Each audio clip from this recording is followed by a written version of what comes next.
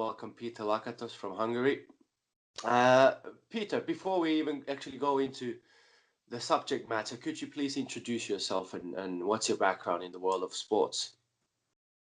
Sure. So my background is basically I'm pretty much the product of ex-communist countries' way of sport, which is are an age of 8, 9, and these people are coming to your school, elementary school, and you have to do certain kind of tests, plenty of tests, by the way, and then they decide your destiny, basically. So they talk to your parents, and then they say, okay, your son can pick from football or handball because he shows interest more in and also some kind of talent in handling objects. So we picked handball because in my town handball was very, very popular. So and then sports school, and pretty much until age of 20, basically twice a day trainings and 2 games per week. So that's pretty much my sport background as an athlete. And then later on, I started to be more interested in coaching. So I went through that education and started to coach individuals. And in the last 3, 4, 5 years, I'm more working with teams as more like an expert. So I'm solving problems basically. Okay. And how long have you been using Omegawave? So a couple of years ago, I was hearing pretty much everywhere about, not really about Omegawave, but I was really hearing about Zetkin. So that was pretty cool because many of the guys were talking about this guy is a genius. So as I was searching, I also found Omegawave. So I started to see and read the materials you guys putting out, which is very generous, by the way. And I was like, oh, that's pretty cool. That's very neat because that's the finest Russian sports science material plus more. So I was like, oh, that's pretty cool. So then I went to Holland and spent 2 days with you guys, and that was really eye-opening, to be honest. Because pretty much before that, I did what everybody else did. We had the training plan, and the athlete was better be ready, right? And that has changed, I assume, ever since It's definitely many of the things changed. That thing that because I'm also working with FMS, so definitely like there is movement readiness. So it was very logical. If somebody cannot make a movement, probably we should not do that movement or not load that movement. So the idea was there, the thinking was there. Omegawave definitely took it to the next level, which was more than just movement readiness, but it was general readiness for the person. And in terms of, because I know you work with a lot of sports, what disciplines in particular have you had the privilege of working with when it comes to Omegawave, and what have been the biggest universal learnings, if you will, from all of these sports? Sure. So in Hungary, we started to do working first with judo. So that was pretty interesting because and we talk about the national team, and we talk about like 5 fighters. So we started to work with. That was very, very interesting because those guys has the work ethic. So it doesn't really matter what the Omegawave shows, they show up and they want to die. So generally that was a change in the attitude.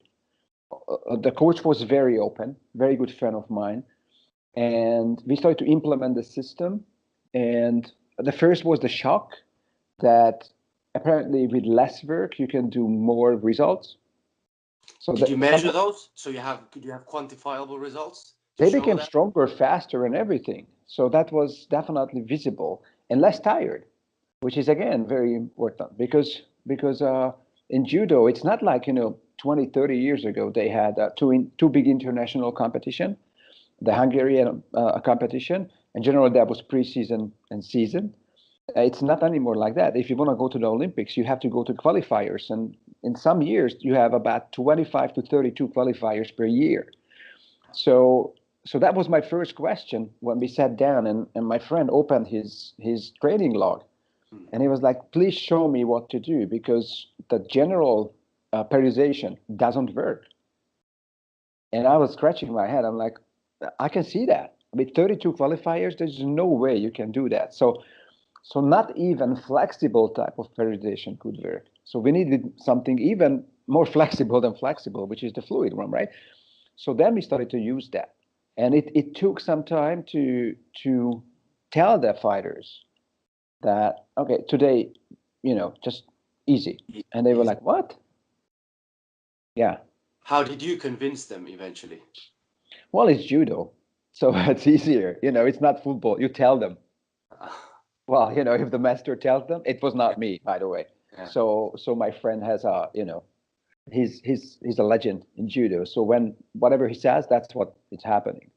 Over the course, when you then started having better results, the athlete, as you said, were less tired, they became stronger, faster. Did the athletes actually show increased buy-in after that? So one of the first signs, normally when you start to have some kind of impact on them, is they ask questions. Like, of course, at the beginning, we always spend time generally explain what are we doing. They have to buy in on some degree, and based on the interest, we can share or not share the data, right? So we decided at the beginning not sharing, but giving them details if they need. But they were very intelligent. So at one point we said, okay, so let's share, because they can use the data they get for their own interest and benefits, or they can misuse. So they were very intelligent, and they decided to use it. So they started to see connections between generally what they do in life, how late they go to sleep, what they do before sleeping, what kind of food they were eating, what kind of extra training they did. They had I don't know, like exams in the academy. They started to see the connections between the readings and all these things generally, which was most of them were not even training related. Before introducing Omegawave, had they used any other metric to measure readiness, subjectives, neuromuscular jumps, anything? No, not really. So basically, one thing is, in judo, it's very personal. So you're spending pretty much a lot of time with these people as a head coach. So it's not, I mean, it's like a family. Basically, they spend like 6-7 hours together per day. So a good coach can read them already. I know it's subjective, but a lot of the readings we had, my friend was like, oh yeah, I knew. Yeah, I can see that. I pretty much estimated that this is how she will react on a training load like that. But what was really interesting, that we have one of the European champion girl, and we started to implement physical tests, but also the readings with Omegawave. So we were comparing these data, and her endurance is amazing. Seriously, it's something else. But her power is not up to the level, right? In judo. So she loved any exercise or task or challenge which was testing her endurance. The moment we started to or wanted to improve power, she was bailing out like, oh no, I don't know. So because she felt, I mean, of course. And then, so our main job was, and she was known by statistics, by the opponents. The further the fight goes, the probability that she will win is higher, because she's a grinder, right? She's not explosive on that level. So our goal was that to surprise the opponents, and we spent a good year to find a window for power, and then doing power exercises. So let it be kettlebell swings, plyometrics, it doesn't really matter, sprints. We did all these things. And her power definitely improved. It was very visible that she started to win fights within the first minutes, which she never did before. You used the Omegawave information, specifically the windows of trainability, and you looked at the power speed window. When it was green, that was the moment when you applied a Yeah. truly developmental power session. Exactly. So because we felt like this is when we talk about the bird elite, where she is definitely she was that time in the top 5 probably. But if there is one capacity is missing to get even better, it's power. So with endurance, we cannot really kill her with endurance. She loves it, but with power, she's not. That's not her, word. Yeah. So let's see the windows, and then let's give her the word. And in my opinion, it worked very well. Now, one thing you said that made me kind of want to play the devil's advocate here is you said, well, when we looked at the Omegawave data, the objective data, and then obviously in judo, they are like a family. They spend a lot of time together. So Peter, the head coach, had a good understanding for what the athletes probably feel like. Why did Peter see any value in Omegawave if he so many times kind of foresaw what Omegawave is already telling me by just looking at and talking to the athlete? So and there are sports which are individual sport like judo, and there are sports which we call team sports like football, handball, basketball, and such. So I have always these meetings with these guys that and what's very funny in judo they saw right away that it's an individual sport. There are certain capacities we should improve for the fighters, and we can do it individually. So I'm managing maybe like 6 people in the team. Maybe the team is bigger, but I'm only dealing with the top 5 people or top 6 people. The rest, they have to make their way up, right? So that's very logical. In football, handball, and such, it's very difficult because people, I mean, the head coach normally handling as, it's Peter, it's a team sport, right? And I always tell them like, no, it's an individual sport, but it's a team is playing individual sport. So especially today when like I'm working a lot with handball teams, and especially that every single position is a different requirement physically, mentally, from the player. So it's not handball. It's anymore. It's basically there are the sides, there's the pivots, there's the goalie. These are totally different people.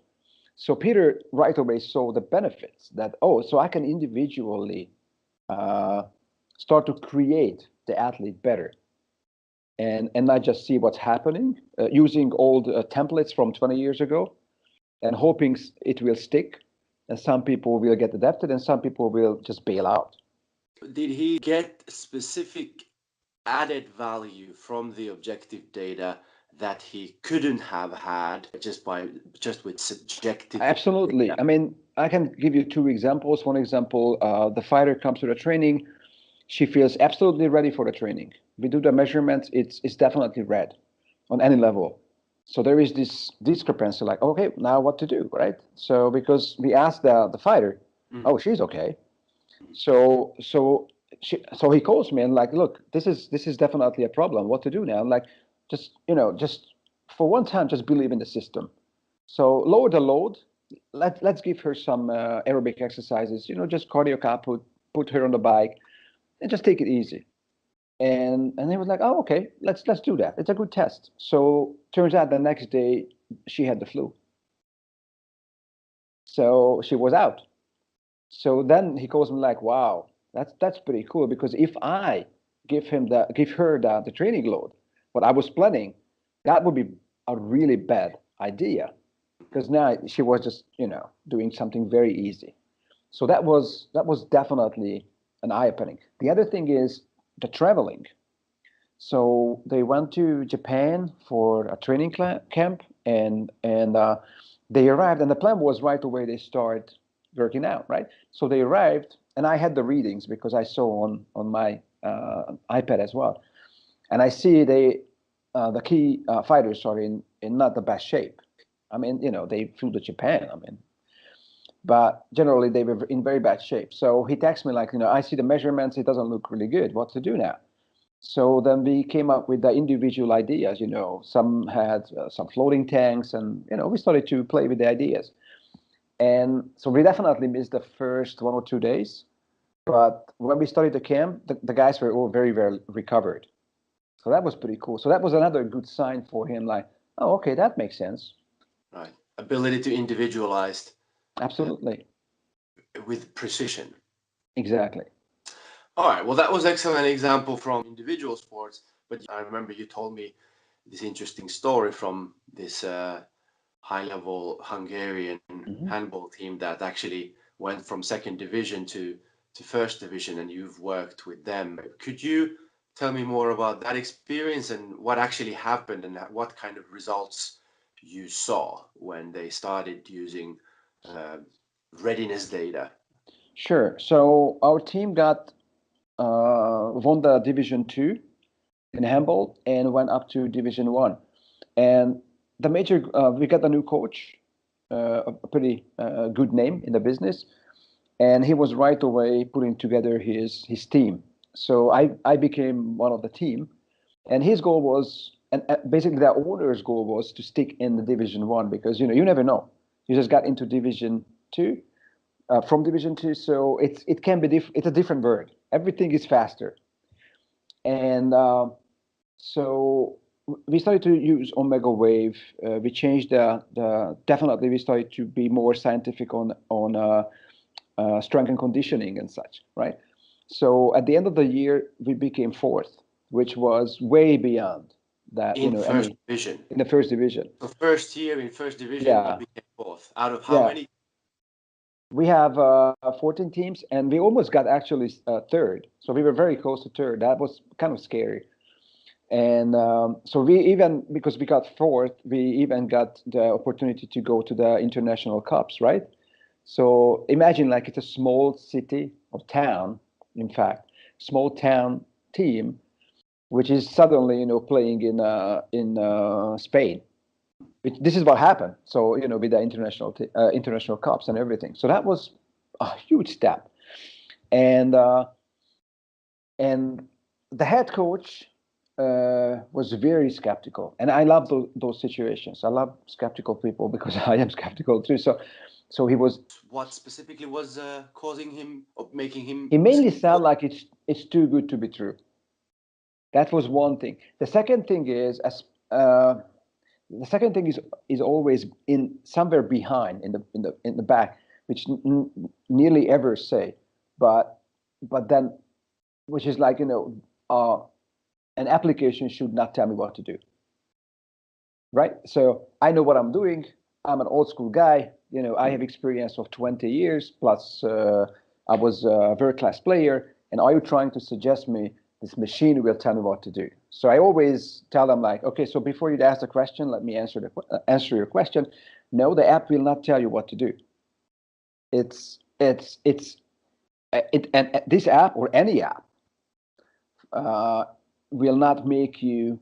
You are already a good coach, so it will not make you a better coach, right? It will make you better decisions, but because it's just an app. A bad coach will be just a confused coach from this application. But so the best we can do from that, because you are world class coach, you can start thinking like uh, how to work better with the whole team in your, because there are sub teams in handball. So there's a strength and conditioning. There is the goalie trainers, right? So I told him like the biggest benefit for you is basically you. I will be sure as a strength coach that I will not overtrain your people. So when they go on the field for your training, which is tactical, technical, and such, they will be in top shape and not, killed, because one high ego strength coach is killing them prior in the strength room, which is happening a lot of times that these two subunits are not talking to each other. So what we did every week, we had a coffee together. We sat down, we went through the readings, uh, and every time before the game, we went through the readings. So about 2 hours before, we went through, and it was never suggested that he should consider the results on picking the team. But definitely that was a head scratcher sometimes. Like, oh, that guy is in red. So what am I supposed to do right now? I was like, okay, I cannot tell you what to do. I can tell you what I would do. So this guy probably not good for 60 minutes, right? And again, he was very skeptical. And we had one guy who was a world champion in handball. He was finishing his career, so he just came to for 1 year to us as basically just cool down. Very nice guy, multiple times European champion, world champion, and club European champion. So a star basically. And we bought him because of his experience. Of course, we didn't expect him to play on the level where he was playing 5 years ago, right? We expected that he can bring something into the locker, the mentality. And so he was like 35, 37 at that time. So one day before the game, he showed red, like very, very bad readiness. So I sat down with the coach. I was like, look, this is the guy. This is what I see now. And I don't think that he will help the team today because especially CNS looked very, very tired. And he was like, yeah, but this guy is the best. I'm like, yeah, but even the best has, down time. So I'm not sure. It's like, okay, I don't believe you, but tell me what's going to happen if I put him on the field. And I told him, like, based on the CNS readings, the guy is tired. I'm like, I don't know what is the reason, but he seems tired. So basically, he's known for he has the eye on the field. Playmaker. I don't think he will have the eye. And I think based on the information, I think he will have problems to show the speed, the power, and the quality of decision on the field, which everybody knows about him. And it was like, oh, okay. So we finishing the first half. So the team is the guy played horrible, to be honest, and he showed everything what we projected, right? So the head coach walks down. So I'm sitting on the side, right? So he's just as he walks out, he looks at me and he's showing me like sound like almost like what the hell, and I'm telling him like I told you so, and he's like, wow. So he was really surprised. So after the game, he calls me like, well, I start to believe in this thing. I'm like, okay, you better be, yeah. Well, that's an excellent story. Hey, I want to pick your brain on buy-in in team sports because that obviously is a big challenge Mm-hmm. for any technology company. How do you get buy-in first and foremost from the players, and then how do you get the buy-in from the head coach to actually implement something that the technology is suggesting that you should maybe take into consideration? So again, just a couple of days ago, we had a play European Championship women, right? So Hungary was playing with Romania, which is always a huge deal, and both teams played very well. And one of the top player from Romania, got seriously injured, and from a almost like a nothing situation, right?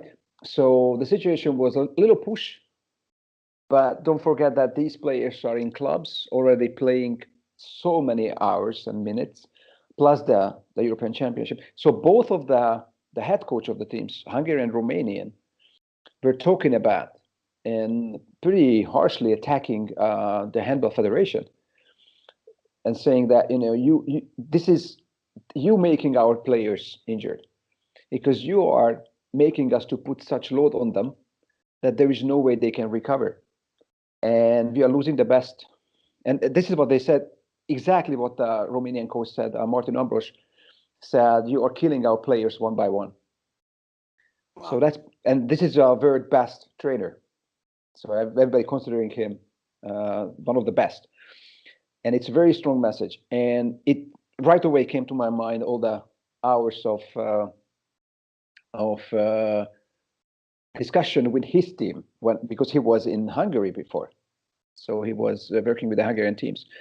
And I was having a lot of discussions with his team before he left Hungary, and that was the major issue, that because of the requirements of the international load, the Hungarian load, and probably the national team, the load is way beyond that it ever been, right?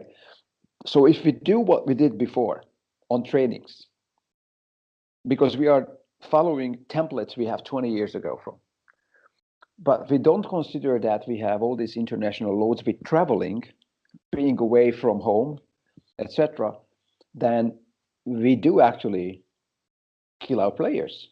We make them injured. And all in these high level teams, the injury rate is alarming, seriously. So, so when I talked to them, that was the first question, like, can you help us to have less injury? That's our major problem. We have all these injuries we cannot explain from the aspect of biomechanics, right? So why are these people getting injured?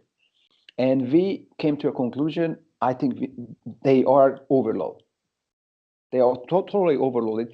So now the question is, what to do now? So I definitely, when I had the meetings with them, my first answer was like, okay, so Omegawave is your answer. And again, they were really scratching their heads because first of all, they never heard about it, right?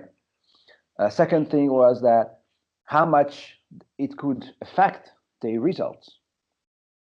And the third thing was, how do we implement this on the training? And in my eyes, the implementation is the biggest question for them, right? Because some of the top teams, the budget is no problem. So I don't see that as a problem. The main problem is that how to implement it. And this is where I'm trying to always give them the information. First of all, relax. The Omegawave will not take your job away, right? So it will not tell you what to do, but you need plenty of information before you make the best decision. So see this as one valuable information. And I gave them an example, like if you are a goalie, and the goalies are having a special position in every team. They have their own trainer, their own training and everything. I told them that, so let's say our goal now with the goalies is improving specific skills, right? Which is always the goal for them. And so when we improve that, we better know that they are ready, right? The CNS is ready for today, the load. And also, if it's not ready, I definitely should know how much volume and intensity I can still put on them, right?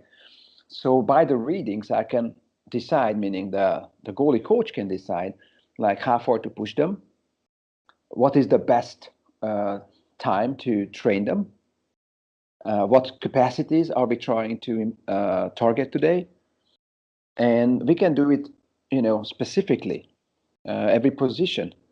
And I always tell them, like, because that's the first question, like, yeah, I have 22 people. So are you telling me all these 22 people, we should consider a different training plan? And I always tell them, like, well, you don't have actually 22 people. The real team is probably about 10 people, right? So these are the stars. So these are the people that bring you the 80% of the results. So these are the people, their readings are the most important for me.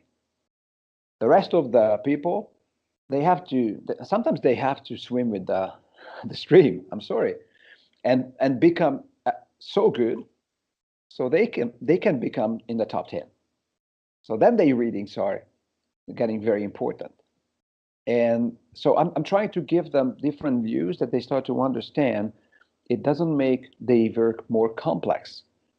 It rather helps them, and it not because the first question is always, okay, so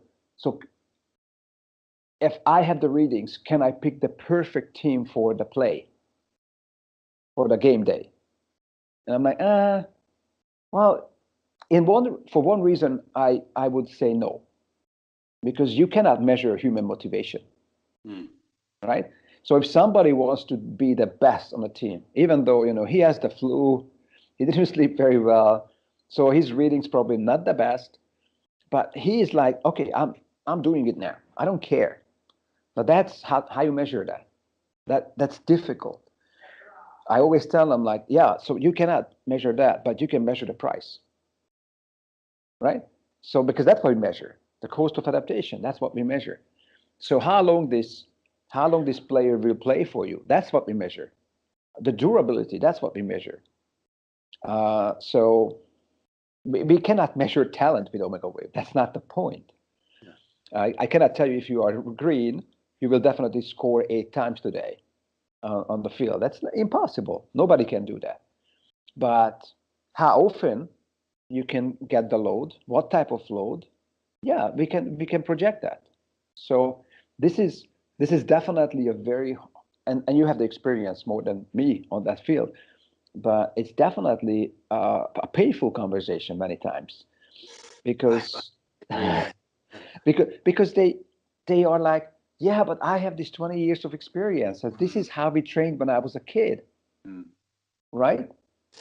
Yeah, and then the whole concept of uh, kind of more is better, and how stuck we are with that model that, hey, if I miss a training or I miss 2 trainings, it's going to make my players so much worse or the team so much worse, Yes. as opposed to insisting on doing it while the key players are actually not ready to digest any of the things that you want them to practice. That is, I find, another big obstacle where people are scratching their heads, the coaches especially, and not seeing on they're not looking or not able to look at the other side of the fence, so to speak, But accepting that there might be a better way or there might be a different way of yeah, preparing. but there's also other things that these coaches are coming from a culture. I mean, and I'm part of this culture because we are pretty much the same age. So they come to a culture where uh, it was very easy to monitor stress, right? Because we lived in training camps and such. I mean, seriously, that was nothing. In Hungary, there was not even TV in the training camps. So you had maybe a table tennis table things, and that was news. No way, you didn't get news. There was no Facebook, nothing, right? So these coaches sometimes underestimate the impact of all these things, the social media, Like, the yeah, gaming, the I don't know, whatever. So they still think it's enough. I monitor the twice a day training load, and the rest not of my business. And actually, many of the players are getting more stress out of the gym than in the gym. So if you don't monitor that, then yeah, how do you expect? I mean, exactly. sometimes we see professional players show up at the morning of trainings and they don't look good. And I assume they didn't sleep well or sleep at all. So then I have to do something, right? So measurements are definitely the best thing, but also we always tell the coaches like, and I'm doing Brazilian Jiu-Jitsu, so my coach is always saying that the best way uh, for winning is step one, not losing, right? So try to filter out the negatives at the first time. So the first thing is to see where are we losing the most stuff, whatever is that. And when we are there, we start to understand that. Then we can go to the phase two, which is try to reach the optimum with the minimum, right? So do whatever is that. And then when that phase is covered, then you can start to aim and reach the maximum with the optimum. Because reaching the maximum with the maximum, it doesn't sound like a good business, right? Mm. So this is this is another head scratcher for them. They think like, and then many of these head coaches were very active and high level players back then. And when you talk to them, many of them has hip replacements and all kind of surgeries. And my question is like, dude, I mean, you are crushed. That's what you want for your players? I mean, we both know why it happened. So Yeah, now we but can then do many people something. say, well, that's just the price of elite sports. You know, take it. It's many fail to see that there could be a better way, a healthier way. Well, yeah, but also that's one of the reason I like to talk to, if possible, to the owner of the team, the guy who gives the money, right? Because for them, a player who's very expensive player, but not spending much time on the field, is a useless player. So if you keep injuring these people, keep overtraining these people, so they cannot show their true potential on the field, the owner actually losing money on that. So this is many times a conversation when the owner is like, "Oh, okay, I never thought about that one, but that makes sense." And since he's paying the money, sometimes that opens the door. I had conversation like that, and we had the deal. So sometimes it works, but generally, again, head coaches are still afraid from any kind of monitoring.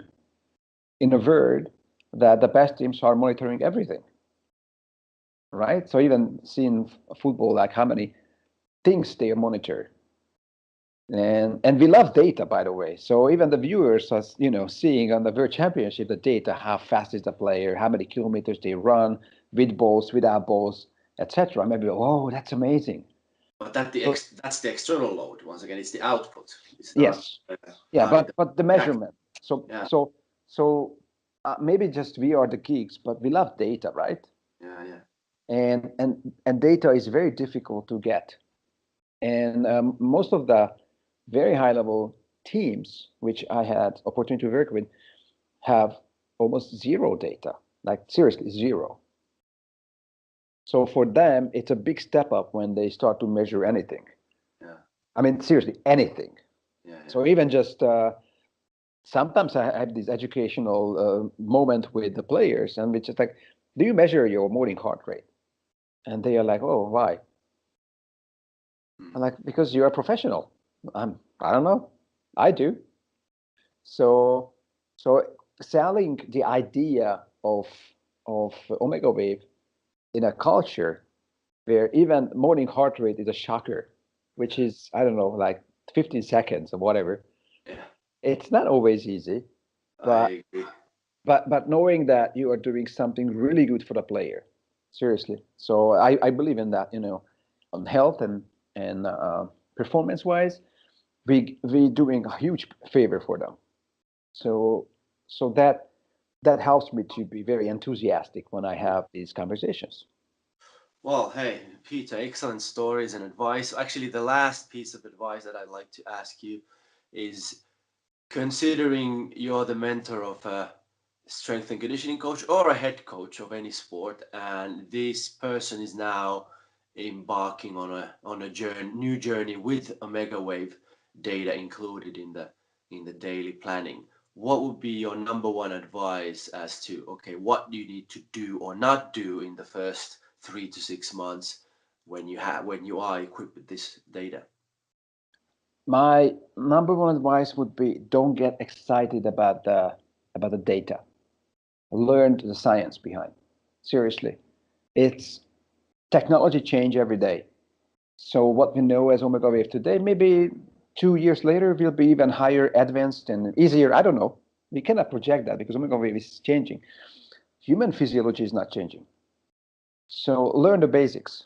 So the moment, and that's what I see, coaches who are very high level in human physiology, training wise, they love Omega Wave because that's what they learned, right? So that would be my number one thing. That first of all, the second thing is, as you start to measure, I mean, don't get excited again on the first 1 2 weeks, because you have to start to see the trends. So I have all these guys, they call me, oh, I started to measure, like, this is my second day and I have a red. I'm like, oh, okay. Keep measuring. Yeah, but it's red now. I'm like, yeah, but I got it, but you need trends, right? And the other thing is that understand that Omegawave is measuring a lot more complex things than just a simple HRV device, whatever it's that. Because I have these guys, they call me like, yeah, I'm measuring HRV. And I'm like, yeah, good for you. Yeah, so I'm covered, right? I'm like, no, you are not covered. But at least you're measuring something. That's a good start. So I always, encourage them, like, you're on the right path. You started to measure, but you have to measure deeper and more valuable data. And HRV is part of it, but it's not the thing. So with Omegawave, that's what we always do, and just keep pushing and keep measure them, and start to understand and that's what my third advice, that start to understand what happened, the connection between what happened or what might happen, and the measurements. And may I give you one more story? Sure, of course. Okay, so national handball team. This is the junior team handball. Okay. Yes, and we are working prior to the World Championship. So that was last year, and one excellent player showing very bad readings. Right, so we're using Omegawave, very bad readings. The reading shows discipline tension showing the template, the pattern of psycho-emotional stress. Readings after readings after readings. The guy is a very, very stable player. So head coach calls me. Up Yeah. and down. Head coach calls me like, we gave him little rest. We gave him this. It's like, we did everything. Nothing works. I'm like, okay, let me see the pattern. I'm like, yeah, but this pattern is different. The guy is in stress. That's emotional stress. You cannot help him. Talk to that team psychologist. Sit down with him because there is something underlying thing. And it's like, the guy is an old schooler, and you could hear his voice like, yeah, whatever. So that was his answer, seriously. I'm like, okay. So then they sat down. So turns out the guy, grandma, who raised him, died. Ooh. Right. So in the last 4 or 5 days, she died. Now the guy is in a trouble because in 2 weeks there's a world championship. So he wants to go. And the family says, like, go, and when you come back to deal with this issue. But the kid is like, no, I have to be home. I mean, seriously, this is my grandma. Yeah. So, but he doesn't talk to the coach, right? So he's in a big trouble now. So then he says to the head coach, like, this is what happened, and I can't really focus. Seriously, I'm not here. And the head coach is very intelligent, like, dude, you are one of the best players. So no matter what, you will play. So that off the table. Okay, go home for 2 days and spend time with the family, deal with the issue, come back and act like professional. So that's what the guy did. Now measurements change. Comes back and he played pretty well in the championship. Nice. So when you see this, that's a huge testimonial that you can go and figure out underlying issues. Summarizing that, DC Potential showed, hey, there might be some psychological stress happening in this athlete that you couldn't see otherwise. That gave you an idea of what the intervention should be. In this case, talk to people, talk to a psychologist, to reveal what's going on in this athlete's life. Once you discovered that, you were able to actually decide on what to do with this person, and that exactly helped him get back to playing form. Exactly. Now, here comes the question. Without Omegawave, considering the situation that the kid was not open to talk about the issue at the first time until he got busted, right? Because we showed him like, look, there is something going on. Now, how do you discover? I don't think you can. So again, for us, that was a huge thing again. And the head coach was really, really, appreciating the situation. Like, he was like, oh, you know what? I start to believe in this thing. Like, oh, that's pretty cool. Well, hey, super stories, and I want to thank you for your time. It's a Saturday morning, so even more appreciative of that. Where can people find more about what you do in the world of sports, or if they want to talk to you more about your stories and have a peer-to-peer chat, how can they reach out to you? The best thing is they find me on Facebook, and they can contact me on Facebook. 99% of my material are in Hungarian. So how do they find you? So is it Peter Lakatos on Facebook? Search that? Yes. Yeah. So if you look for material for me, it's in Hungarian. So good luck with that. Yeah. But otherwise, just find me, and I'm trying to help. Yeah. Okay. Excellent. Thanks a lot, Peter, and look forward to speaking to you later. All right, brother. Thank you. It was nice talking to you. Likewise. Bye. Bye.